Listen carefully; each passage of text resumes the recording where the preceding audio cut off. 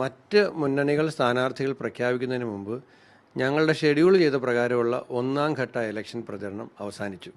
ഞങ്ങൾ രണ്ടാം ഘട്ടത്തിലേക്ക് കടക്കുകയാണ്. അപ്പോൾ അതുകൊണ്ട് ഞങ്ങൾക്ക് മറ്റ് സ്ഥാനാർത്ഥികളെയോ മുന്നണികളെയോ അവരുടെ പ്രവർത്തനങ്ങളെയോ ഒന്നും തന്നെ ഞങ്ങളെ ബാധിക്കുന്നില്ല. ഞങ്ങൾ വന്ന അതേ വേഗതയിൽ തെരഞ്ഞെടുപ്പ് ജയിക്കുന്ന ആ ലക്ഷ്യം വെച്ചുകൊണ്ട് മുമ്പോട്ട് പോവുകയാണ്.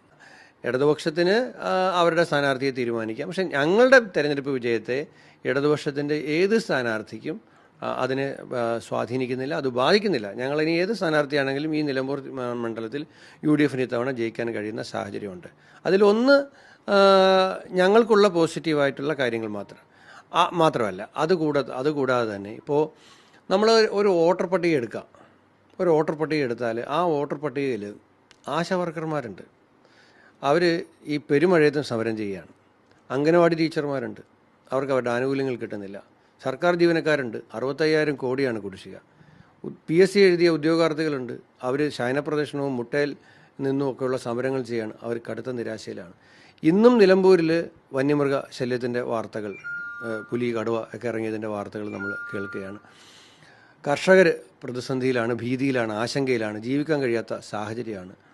അപ്പോൾ പിന്നെ വ്യാപാരികൾ പ്രതിസന്ധിയിലാണ്.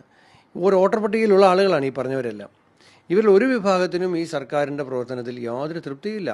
അതുകൂടാതെയാണ് ഈ ബസ് ചാർജ് കൂട്ടുന്ന, വൈദ്യുതി ചാർജ് കൂട്ടുന്ന, പിന്നെ വെള്ളക്കരം കൂട്ടുന്ന, എല്ലാ നികുതിയും കൂട്ടുന്ന, ആശുപത്രിയിലെ OP ടിക്കറ്റിന് 5 രൂപ പോലും 10 രൂപയ്ക്ക് വർദ്ധിപ്പിക്കുന്ന ഇന്ന് എൻ്റെ